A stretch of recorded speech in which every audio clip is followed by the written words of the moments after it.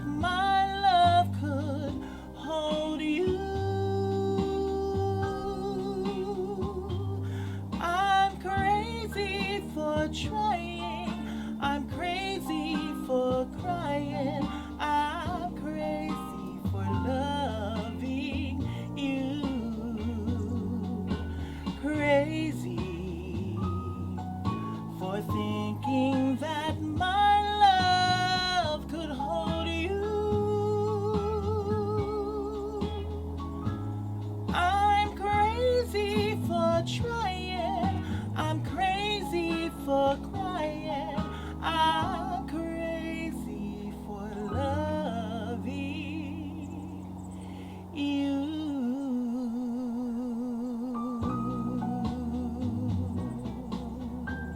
Oh, I'm crazy.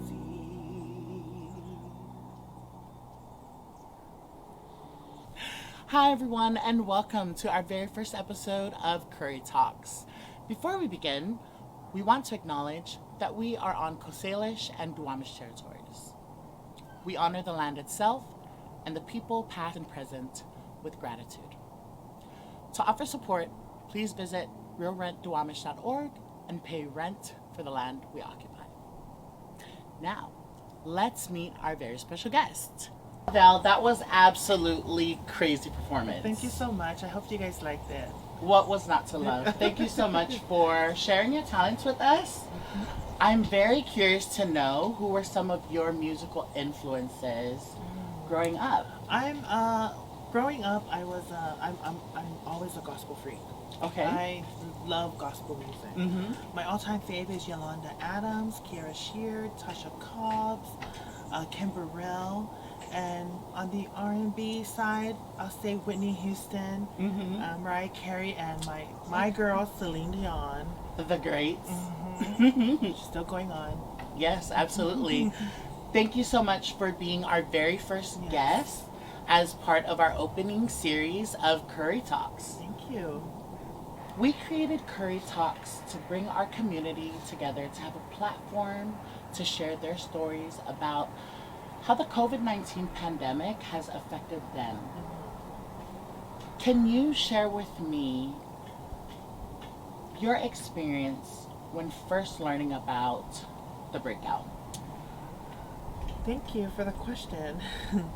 So when the pandemic first came out,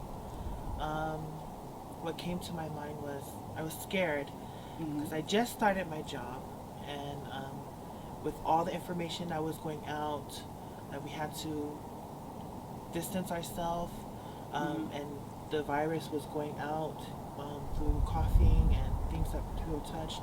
Right. So our company started to do layoffs. And what more can I fear than to lose a job? Right. So when they first came out, I was scared because I didn't know what to do if I didn't have the financial stability to help me with rent. You know, how am I going to eat, and how am I going to support my family? Were you affected by being laid off from work? By the grace of God, no. So yeah. Oh, I thought at that time that I was going to be part of the layoff people who were laid off in our company, but come to find out that I'm still working for the company. That's amazing. It's so amazing to hear. You know, many people across the nation had struggled with all of those fears, right? And while these things were happening, what was a way that you were able to seek or find support? So I had, in our company we have, they gave out options for those who were on the job. Okay. Our hours were cut down to from 40 to 20. Wow. And so we only worked basically 20 hours a week, which was 2 days a week. And our numbers and our check went way low. So it wasn't that enough. It wasn't enough to help pay our rents, you know, pay food and bills. So I guess with the government, they gave out the stimulus, the funding for the pandemic. So that helped. And then here in Seattle, there was a lot of funding organizations who were giving out help, like UTOPIA. Yeah, I relied on that a lot to help me out throughout this whole pandemic. So there was a lot of resources that I reached out to. Mm-hmm. That's so amazing to hear, and so amazing to know that these resources were accessible to you. Yes. Having to go back to work every day as an essential worker and working through that fear, Yes. did you experience any anxiety? And how did you cope with those feelings? Yes, of course. I was actually paranoid. I was worried. Like, it was just so much emotional feelings going around because I was worried about other people. I was worried about my health. Mm-hmm. But I always had to keep in mind, the safety, to always wear a mask, wash my hands. I have never washed my hands so many times ever in my life. Right. Since this pandemic started, I've been using a lot of hand sanitizers. Mm-hmm. Sometimes it goes on there, when they said that it sticks on your clothes or any surfaces, it could be on your clothes and stuff like that. So I would get the hand sanitizer and just pat on the edge of my coats, my clothes, anywhere where I touch or I breathe, so that I just I don't want to catch it. Yeah. So it is scary. So I had all of those stuff. Yeah, absolutely. And there was like such a huge shortage of hand sanitizer when it first broke out. Like, how were you able to get connected to resources funny thing is to get hand sanitizer? Yeah. The environment that I work with, Mm-hmm. when there was a time where there was completely no hand sanitizers, and we had these people come. They said, "Oh, we know how to make it." Yeah. So they showed me there's alcohol and all of these stuff that they mixed together.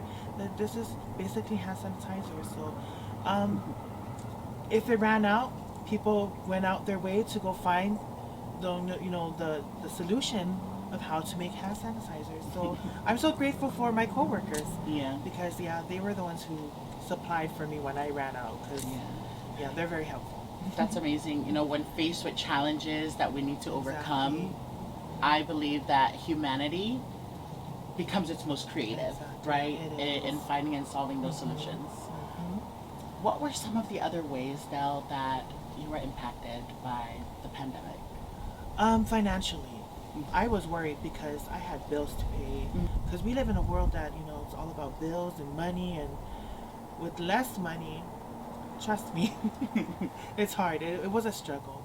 Yeah. But so I was just so worried about that. Financially. I was affected financially with that. Absolutely. And many renters were looking to evict their tenants if they were not able to pay their rent on time. And these were very real fears that people were having. What were some of the ways that you overcame that with working only 20 hours a week? Exactly. In my household, there were some that were affected with the hours, and some who just worked from home and kept their hours full hours. So with the information that come out, and if I don't hear it and my other roommate does, then she will come in and tell me, you should apply for this program. It's helping, for on the financial side, it could help you. And it has.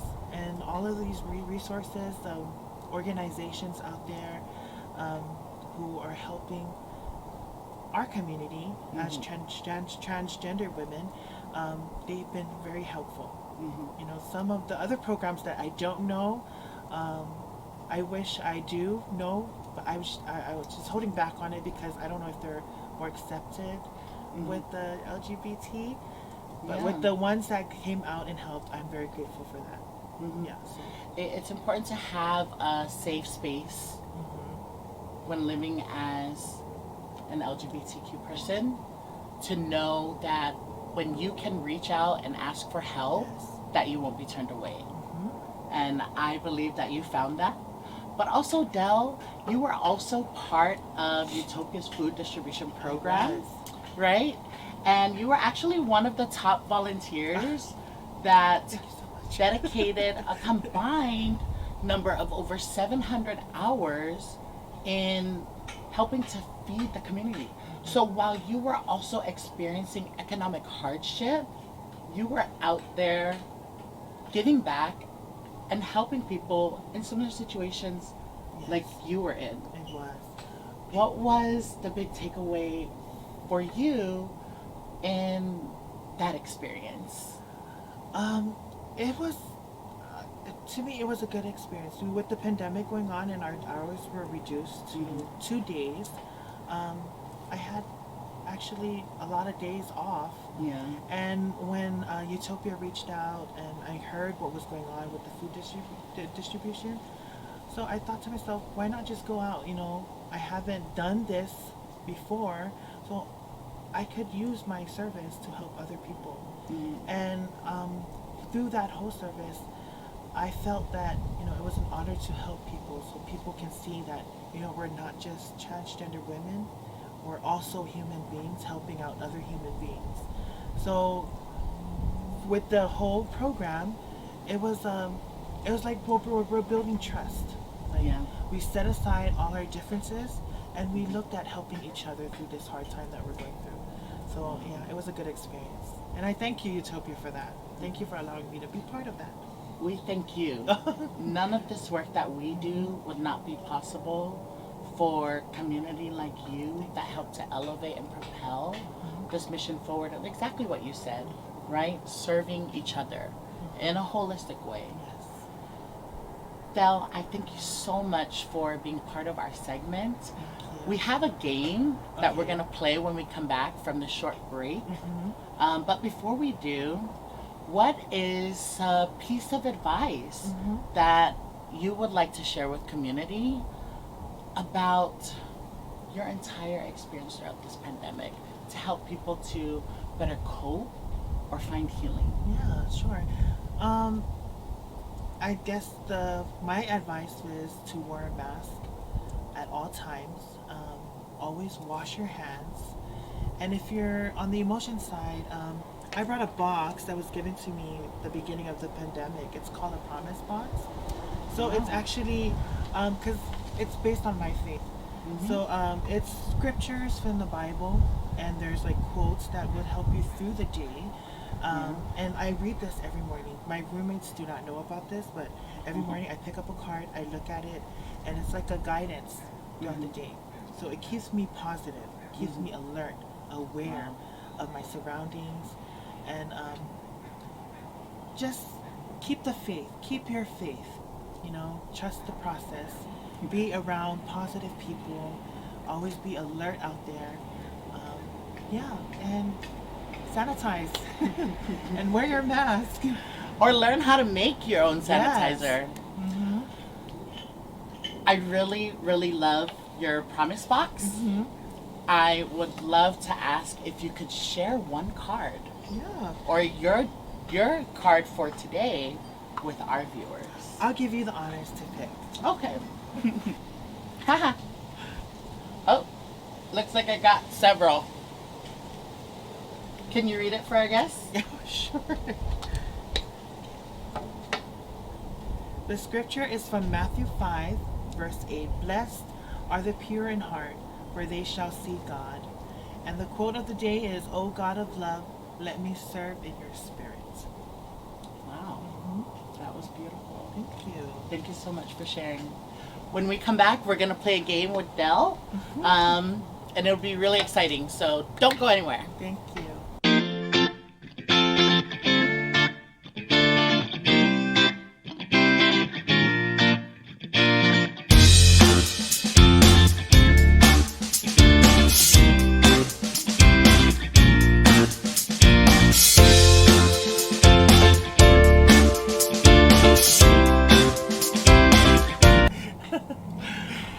Welcome back, friends.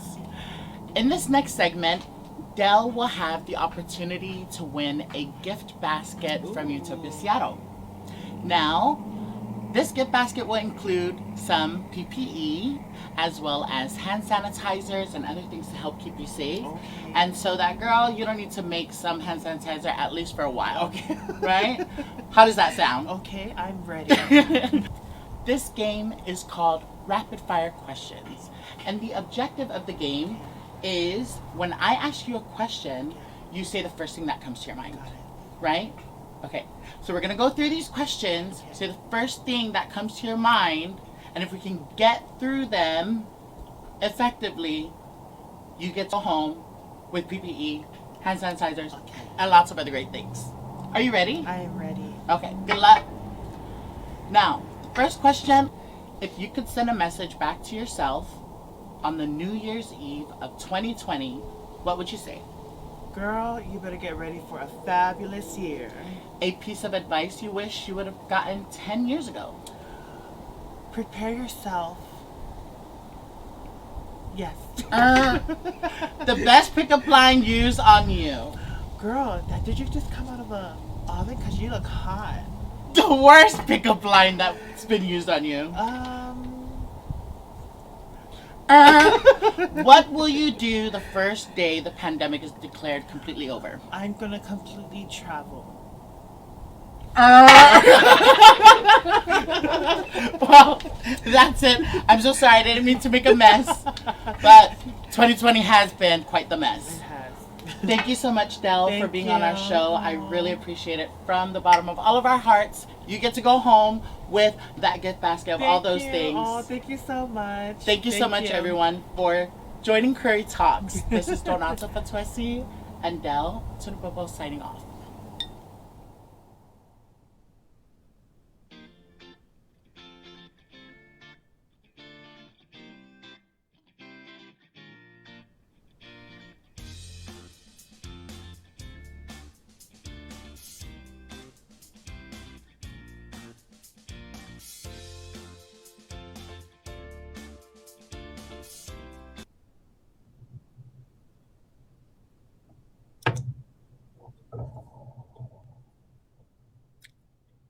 And good evening to all of you.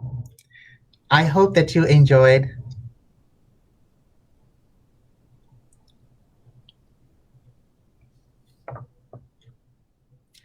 Good evening to all of you. I hope you all enjoyed our first ever Kurry Talks.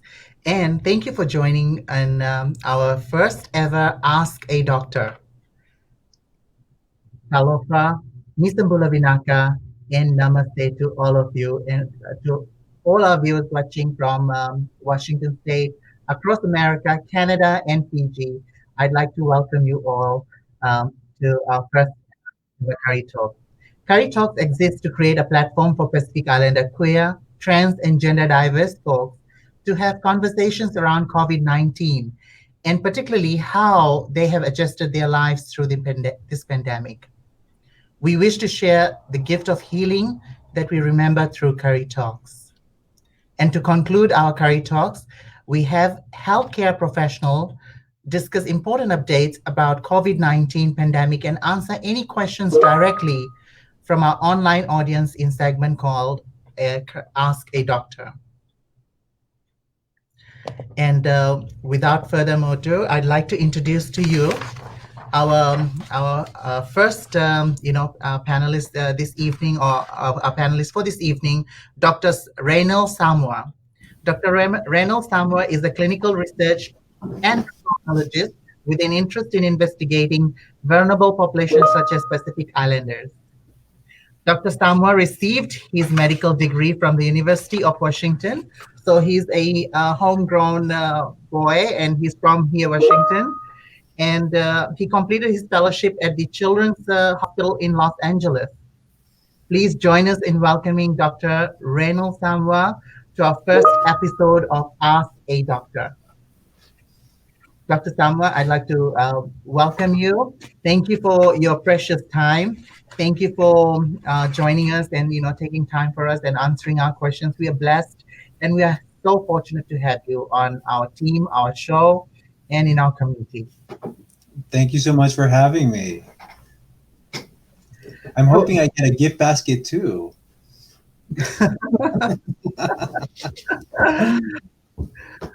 Doctor, my first question to you is how has life changed for you as a medical professional around this pandemic? Has your life changed, and what have you seen? That things are different now. So I think personally, my life changed because I contracted COVID back in March. Um, and so it, I contracted it because one of the reasons why Pacific Islanders are such high risk is because there's a large percentage of us that are essential workers. And so being in the medical field increased my risk of contracting it. Developing it and watching the COVID 19 run rampant through our Pacific communities has changed my life a lot. Um, uh, I think we were looking around and no one was really doing anything for the high rates that were happening in Pacific Island communities. It was being reported very isolated, and there were no efforts to try to outreach to the community at the time. So I gathered, I did what Pacific people do, and I gathered the community advocates that I know fight for health for our community, and we banded together and we formed the Pacific Islander COVID-19 response team. And so it's made up from community leaders, physicians, researchers from all over the nation. And we come together to try to do work on the regional level. And a lot of us, there's over 300 people in this response team, and most of us are doing this as a volunteer effort. We're trying to change that, but it also speaks to who comes to the aid of our people when something happens. It's us. It's always going to be us. And so, I'm very happy that other groups have thrown their hat into the ring, such as UTOPIA and Pikawa and the Marshallese Women's Association in the Northwest, and then many other places, many other groups have lent their effort and their voices to help beat this back.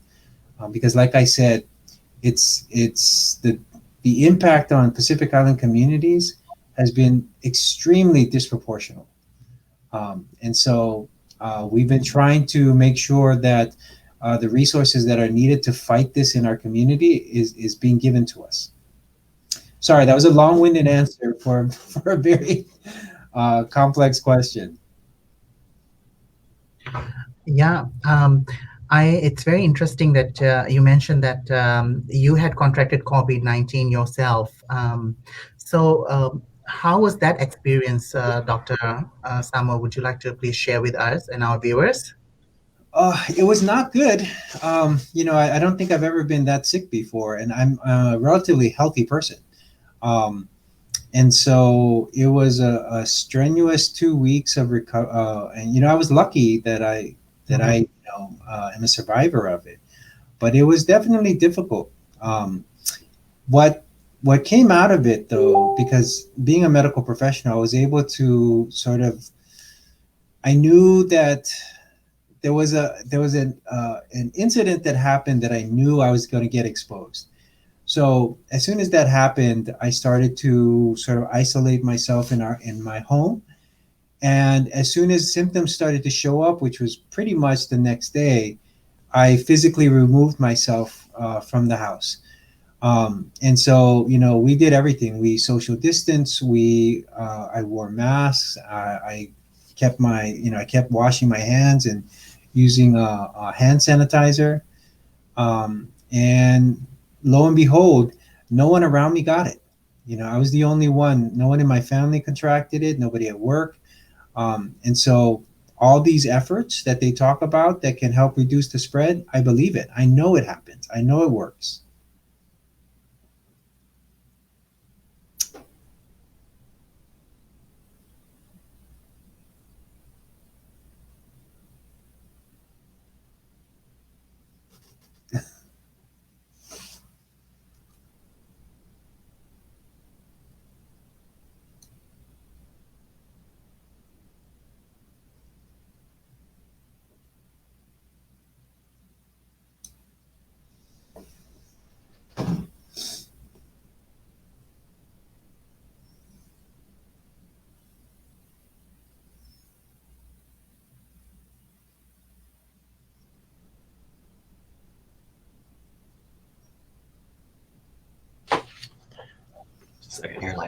I, I'm sorry. I think we had a little technicality difficulty out there. I lost. I think I lost you for a moment, but I'm back. So yeah, the last I heard was that you had never felt that sick in your life. It was quite intense. It seems like. yeah, yeah, and so I'm very happy and blessed to get through it. But what I mentioned towards the end of that was we took precautions early, and nobody around me contracted it. Nobody at work, nobody at home. So these measures that we talk about that can prevent the spread, like wearing masks, social distancing, quarantining yourself, they work. I know they work, and so I know it's difficult, but it's effective. Now, just pertaining to the same subject, since you already got once, there have been some questions. We have received a question from one of our community members. Her name is Tweety, and she's asking, can someone get COVID twice? Yeah, there's some isolated reports of people contracting COVID months after they initially cleared. And so we don't have a lot of good data from the United States. We have Facebook and we have social media accounts. So a lot of the best research is coming from countries like South Korea, as well as Taiwan. And so both of those countries have reported people being contracting COVID again after recovering. And this is months after. This isn't like because there is a percentage of people that test positive again shortly after they've tested negative. So the question there is, did they really clear the virus? But outside of that, yeah, we there are some reports that people have contracted it again, and so we have to realize that this is a new virus. We're still trying to understand it. Let me see, March, 8 months. 8 months in, we're still trying to figure out how this virus works. Yeah, and it's really interesting that initially when this virus, the news of this virus broke out, there was so much panic and there was so much misinformation floating around it, and we didn't have a really good sense of direction because there wasn't. We were learning as we were going. But as time progressed and we started learning about the virus and the right things to do and what were the things that worked and did not work, we've noticed that a lot of people are still resisting to the information, the scientific-based information that has been out there, like wearing masks, like washing hand, or social distancing. This is and we are known as one of the leading countries or the leaders in the world. America is a very progressive and country, but when it comes to doing the right thing around scientific based medical information, why do you think there's so much resistance, doctor? Well, you have a lot of conflicting information when it comes from our national leaders. There was initially, and this is not to pick on one particular political inclination. There have been conflicting information regarding wearing masks in the beginning, and then as it went on, it was a hoax, and then you have people telling you that the virus rates are getting better, and they weren't. They were actually increasing. And you have political leaders that are telling people that they should go spend money and not worry about the virus and stimulate the economy. So all of these make it difficult for the country to unify, and it's what I've come to realize is because there's, like I said, there's a whole group of people, there's a whole army of people that are helping get the message out. And the people that respond to science and medical experts, they they've been responding. They've already believed. The people that are fighting against it, that aren't using what we call logic to make their decisions, they're using something different. They're using emotion. They're using some sense of fear, in regards to the economy and control. And instead of focusing on things that I know they're not going to respond to, it's time for us to move into that space where we meet them where they're at, which is at an emotional level. And so oftentimes what I'm telling people, as a son of the Pacific, as a child who grew up in our communities, as a queer brother, that no one is going to save us. There is no scenario where someone's going to come in and swoop in and medication is going to be distributed and then things are going to get better. The improvement of COVID-19 in our population solely rests on our shoulders. It's very frightening because the numbers depend on how much we care about each other. How much we're going to value each other's lives, how much we will miss each other's voice when we no longer hear it.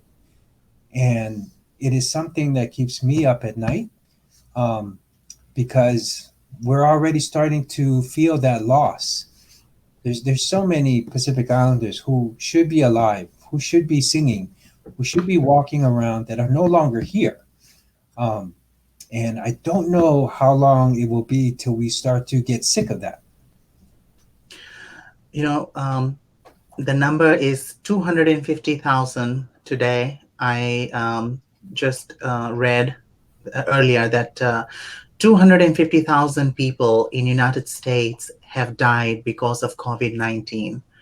COVID-19 could, these deaths related to COVID-19, most of which it could have been avoided if we had done the right things around it, if we had listened to, the medical professionals or the scientists who were telling us to do the right thing.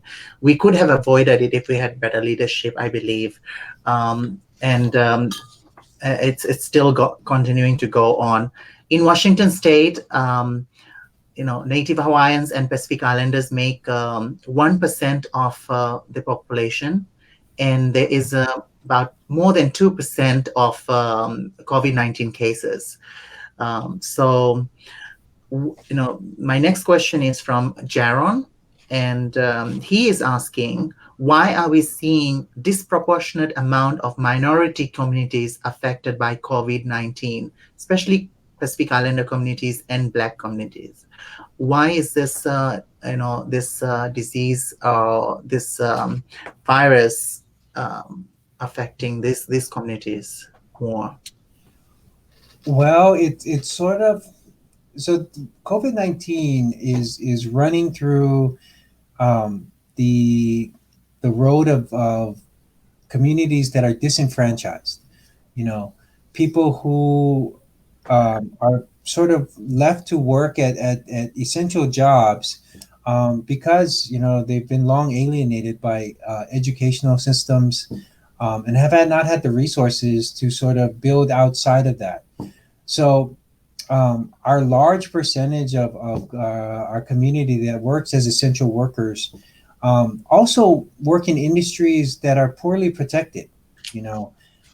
So not only are you forced to go to work, I think we just heard about, I'm blanking on the name because I was just so enamored by her voice, on the previous segment, of how she was afraid to go to work, and they were very ill prepared.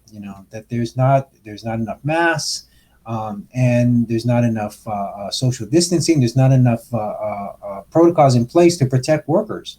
So they get it, and then once they get it, it runs like wildfire because a lot of Pacific Islanders live in multi-generational homes, and so you have a community that has a high number of essential workers that go home to their older family members, and we're a setup for a bad for a huge impact by COVID-19. Um, so and then we have some of the highest rates of uninsured in the country. So not only do you have a community that and there's some data that there's some literature that speaks to this.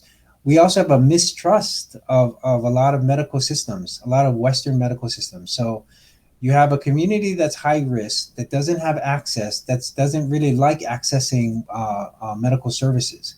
All of those put together makes for a pandemic to go crazy. And that's what we're seeing. It is very sad. Ruby from Kent, Washington is asking, can allergies be mistaken for COVID-19? Yes. So there are there's a broad spectrum of presentations for COVID-19. And some of them are very mild. You know, you can have congestion and a runny nose, which is like allergies, to having very severe difficulty breathing, requiring ventilation. And you can also have people who have no symptoms at all. So that's the reason why it's so important to be tested and to stay safe, because you don't know who has it. You know, just by looking at someone, you can't tell whether or not they have COVID. And so it's really important to maintain your protection if you don't know that person very well. Speaking about protection, I've got just a fresh question from one of our community members, Genia Lutali. If I didn't pronounce your name correctly, please forgive me. She's asking if people don't practice social distancing, wearing masks, etc., how far into 2021 do you think this pandemic will go? And what are your thoughts on the progress made so far with a possible vaccine? So there's a couple questions in there. Please hold me to task if I don't answer all of them. I do. So let's start with probably the easiest one. A prediction for when the vaccine will be made available throughout. It's looking like, based on the current progress, sometime around February. Late January, February. I would think that they would be able to put it out for commercial use. I think the other question was how I didn't catch the first part of that. The first question was, if people don't practice social distancing, wearing masks, etc., how far into 2021 do you think this pandemic will go? It'll go. It'll take all of 2021. Because I think that's the thing people don't really understand. Even with a vaccine, even with a viable vaccine, a certain percentage of the population will not respond. And so it's like the flu vaccine.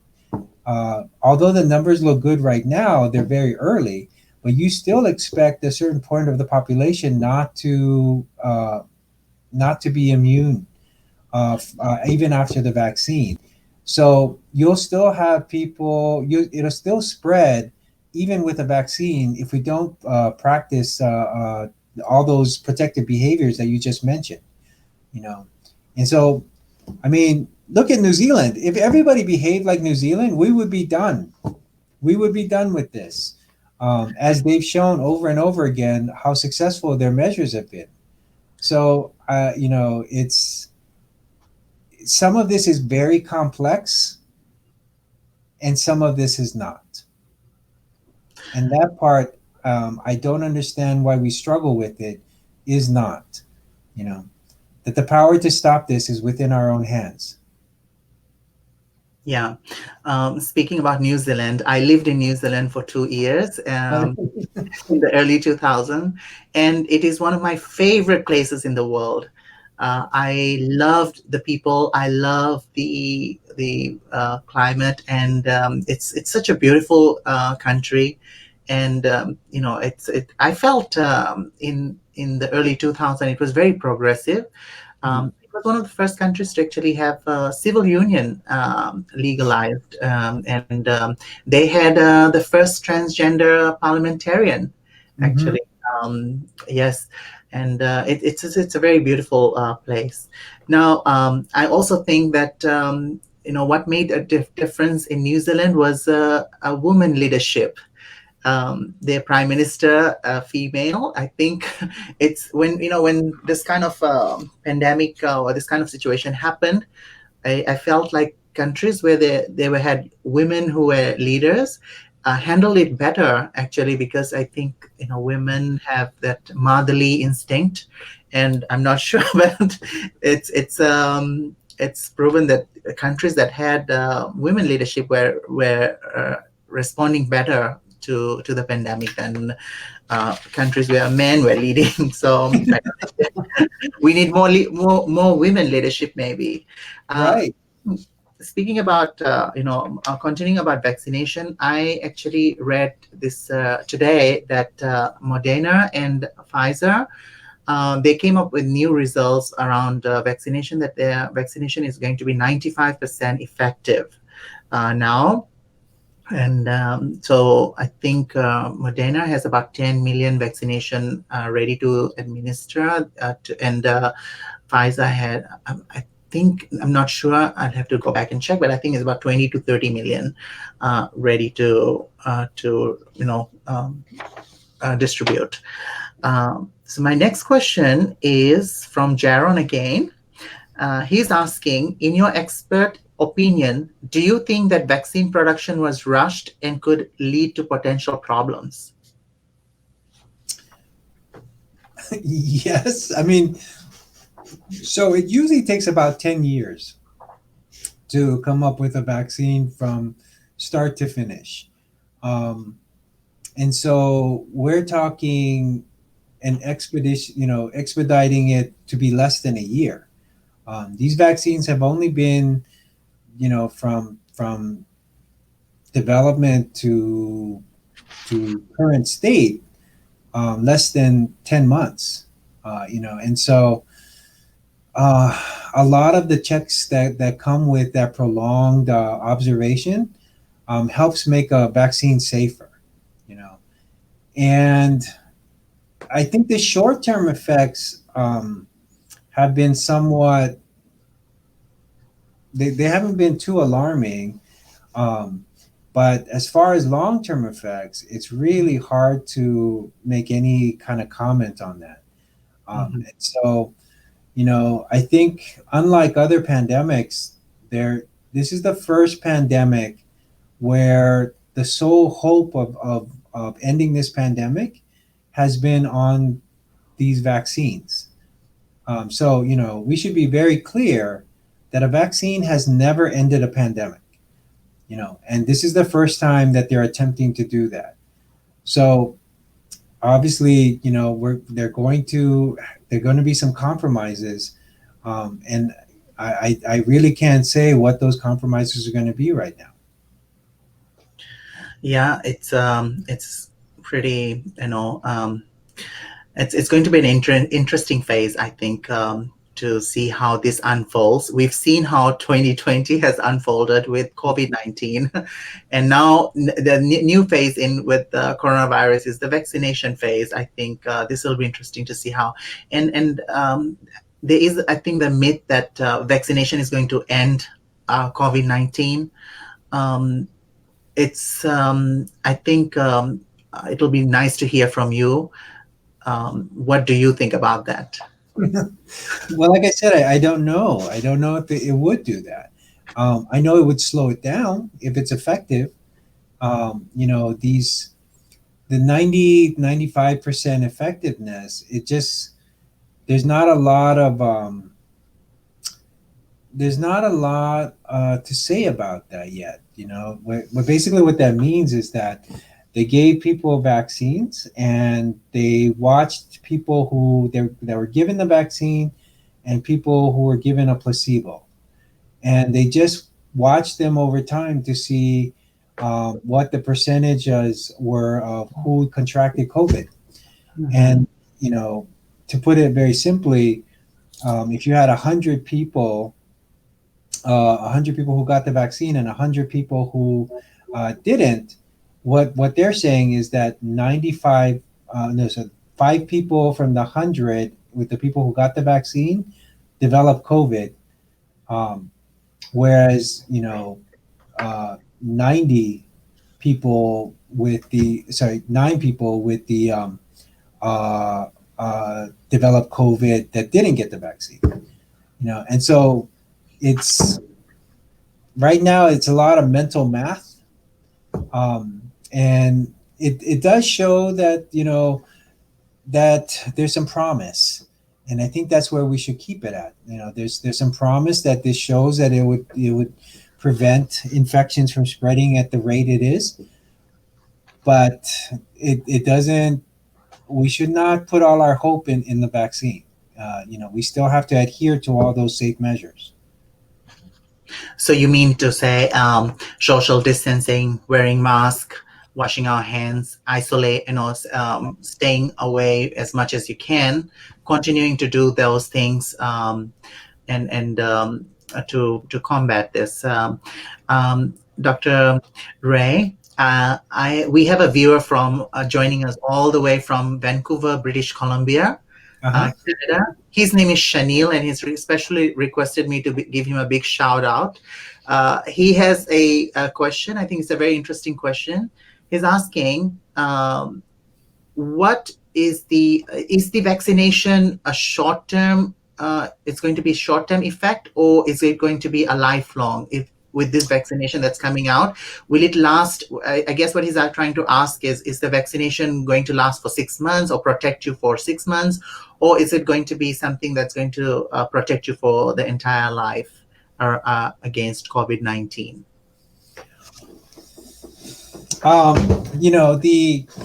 Like I said, the usual. That's why vaccine trials take 10 years. Is you get to see what happens to viruses or diseases within that time frame. The phase 3 trials have only been, I think they started in October. We're talking about a month of knowing how a vaccine is going to do. There's no way we can say that there's some immunity now, like at the 1 month mark, but whether or not that conveys protection in 6 months versus lifetime, I don't think there's any way we will know that soon, And so that's the other part of it, is getting the vaccine once now. I think the Pfizer vaccine is a 2 injection dosing. Just because you get the vaccine, it doesn't mean you throw a family barbecue the next weekend. You still have to understand that we're still learning more about COVID and this vaccine and how well it is, how effective it is to prevent spread. So, I know people want to look at it as the magic bullet, but it is not. So I have one more question from one of our community members. Her name is Adriana, and she's asking, what are some suggestions as a Western medical professional to Pacific Islander community member who follows traditional healing methods to fight COVID-19? That's a great question. That's a wonderful question. They would adhere to the same practices, social distance, and wear masks. The Spanish flu knocked out a lot of Samoans in 1918. And what finally turned the tide was when they started, adhering to safer practices, to safer, behavior practices. But there are other things that are necessary to adhere to those kind of behaviors. So one of the things that the CDC is realizing is that people aren't staying home, and not all of the reasons are because they believe that this is a hoax. Some of the reasons for breaking quarantine and not social distancing are psychological. There is support. There is tactile support when you go to someone and you physically comfort them. And there's you go to find your support in your network by being present and talking to them. So these are things that traditional healers often do as part of their practice, right? Like the Samoan Fofo, if you will. Part of the Samoan Fofo is you talking, that you talk through the massage, right? And it's a form of stress management. I would strongly adhere that we try to adhere to those practices, um, in a meaning, in a way that doesn't expose our risks. So, you know, our tradition in the Pacific is that when crisis happens, we come to help each other, that we show up for one another, and that's been traditional for us. That should not change. What is going to change is how that support and how we show up for each other looks like now. You know, it's I'm keeping my distance. I'm staying away. I'm wearing a mask because I care about you, and this is how I show up for you. And so I think that's the narrative, that we have to be able to take our cultural values and transcend it into this modern space. Yeah, I think that's very well said. Because we still want to respect, and we still want to give value to our traditional healing and healers, but at the same time, this pandemic has shown us so much and taught us so much that we this is the time we shouldn't look left, right, or we should look center at the science and at what science is telling us, because obviously we've tried a few things and that hasn't worked. Mm. And the things that really works is wearing mask, social distancing, and quarantining when you get COVID-19, isolating yourself, staying away from others is the only way. I think it's just simple things that we need to follow. But yes, you're right. This entire pandemic is and perhaps probably in our age, in our life, this is a new thing. We were not ready for it. We were not prepared. We were not trained to, and now we know what to do and how we've gone through this one. But yes, it's been difficult not to be able to see your loved ones, not to have that fellowship, that dinner, that social gathering. And speaking of which, next week is Thanksgiving. And so, and a lot of this is a big time, especially in a country like this. This is one occasion where families meet, friends meet, mostly families get together. Dr. Ray, I wanted to hear from you as a medical expert, as a professional, as a practicing doctor. What is your best advice for people next week, for those folks who wants to join their family members who will be traveling from state to state, a different state, to visit their elderly parents, or their cousins, or whoever, their friends, and join for the Thanksgiving dinner? What is your best advice? Well, so if I know that one approach is not going to be perfect, my first advice is to not travel, is to not gather. And I know that's extremely difficult, um, but it's something that I believe in. I had every intention of visiting my family in Las Vegas for Thanksgiving. I actually am taking next week off because that's what I plan to do. And when we took a good hard look at the numbers and started to see the contact tracing where the outbreaks were, we had to make the hard decision last week to say we should not do this, that we should not gather. Um, and it was extremely difficult because there's some health situations that we want to go and check on with our elder generation, but it was just too risky for them. If by chance you cannot, if you absolutely have to go see each other, I strongly recommend that you drive. that one, you get tested before you go. There's a lot of new testing sites available, and if you're negative, then try to decrease your risk in travel, which is basically driving. Mhm. If you have to fly, if you have to fly to get to your loved ones, I strongly have you think about it, before you leave. And if you do have to fly and you are dead set on going, try your best to at least quarantine for a little while. I know it's impossible to do like a 14 day or a 7 day, but somewhere along the lines of 3 or 5 days, before, to make sure you don't have symptoms. Um, and then even when you do arrive, uh, try to practice your social distancing as much as possible. Wear your mask, wash your hands, use hand sanitizer, try to social distance. Um, and I know people always say, well, I don't know if I'm ever going to see someone, so I'm going to take the risk. Okay.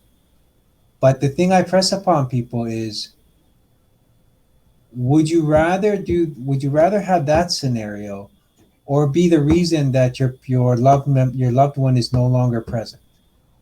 You know, Um, and so those are the things that should go into your thought process when you're thinking about the holidays, because Thanksgiving is only the beginning. Yeah, we got Christmas, we have New Year's, we have this is holiday season, um, and people often tell me that they're going to use their faith to get through COVID, and that's their justification to gather. My faith tells me we're going to get through this if we just keep each other safe. You know that more of us will make it through this if we just practice it for this small amount of time. Like it's if the country just went on like a lockdown for 2 to 3 months, we would look like New Zealand. And so um, it's easy for I think people think that it's my job to say it. That I'm the medical community that has to like tell them all of this information because I get paid for it. I don't. I do it because I wake up every day and I'm still someone. I wake up every day because if I won the lottery, I would still be doing what I'm doing. right.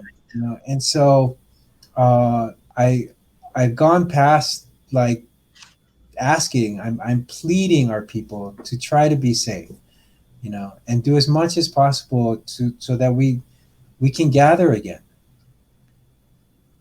Yeah.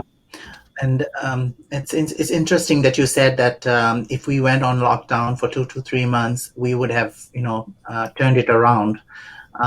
Yeah, that's what I believe too. That if we had, and we're still resisting to doing the right thing, and I think it breaks down to individuals and the choices we make will design and define our future. And so we'll take a last question. I want to be respectful of your time. Thank you so much, Dr. Raynald Samoa. You've enlightened us with so much great information. We are thankful for this time that we have with you. Our last question is from Donato, and she is asking, what does a 95% of vaccine efficacy means at this stage of testing? I can trust Donato for asking the most difficult question. Yeah, she can be difficult. And tell Donato I'll be waiting for my gift basket. Um, uh, so it basically just means that by percentage, 90% less people uh, got COVID after getting the vaccine than people who didn't get the vaccine. It's not a huge number that they've been able to look at just yet, but it is promising. Is showing that there's decreasing risk, because even though you worry about whether or not someone's going to have antibodies, the most important thing is, are you going to stop the spread of the disease? And so, like I said, be very careful about interpreting early information, but it does seem promising. Mhm. Doctor, I have one more question pertaining to that. So, if somebody get vaccinated, is it possible for that person to contract COVID? Yes. It is Yeah. possible. So remember, it's 95. It's 90%. It's not 100. Hmm. Right? So that means people who received the vaccine still got COVID, but at a lot lower rate. Like, it was harder for people with the vaccine to get COVID than the people without the vaccine. You know, That's so you still have to practice the same things even after you get the vaccine, because just like the flu, right? The flu vaccine, although there's a couple major differences. People can get the flu vaccine and then they can be sick later. Yeah, so that can still happen. Yeah, that's very true actually. Because last year I got my flu vaccination in October, and in January, I think in January or February, I had flu. So even after getting flu vaccination, I had a mild flu. It wasn't like a very severe one, but I still got it. But I'm glad that I got flu vaccination earlier, and I got it again this year, because the flu that I got last year or this year was not very strong. It wasn't very a strong strain. I didn't feel a very strong effect of it. With that, I would like to thank you for your time. Also, is there anything that you would like to say to our viewers and our listeners this evening? Any final words or any kind of advice you'd like to leave for our viewers? No, I often feel like I talk too much as is. Uh, so please take advantage of all the opportunities to help that are flooding the social media networks. Mhm. If you just look at Pacific Islander COVID-19, you'll find all ample opportunity to help out, but also resources that are made available to help people. Utopia had shown that there are a couple of food distributions, as well as other opportunities for assistance um, to help people during this time where you're expected to stay home. So uh, please keep looking into those and helping each other stay safe. Thank you, Dr. Raynald Samoa. Thank you so much for your time, your precious time. This is a very good conversation we had. We're blessed to have you, and I hope that we'll see you in the near future again. You'll Yeah. join us next month for Ask the Doctor. And when you are in Washington, in Seattle again, I promise you will have some curry with Yeah. us. With team Utopia. We'll have a nice curry meal. Oh, So I can't wait. Wait. remember, don't fly for the curry. You can drive. I remember the try. Yes, we're gonna get an RV. Yes, get an RV and come over for some curry. Curry talks. Oh, wonderful. Thank you so much for having me, Diana. Thank you. You have a good evening, and a very good evening to all our viewers and listeners who's joined us from different parts of the world and from USA, Washington, here, Kent, and Seattle. Thank you for watching us, and we'll be back next month with Kurry Talks and Ask a Doctor again. Until then, be safe and mask up, social distance, and be careful this festive season. Have a good evening. Thank you.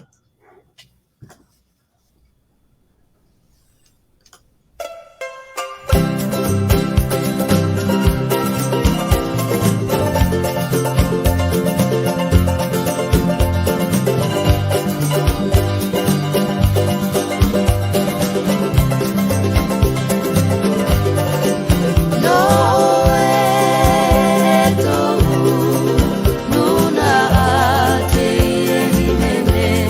paolo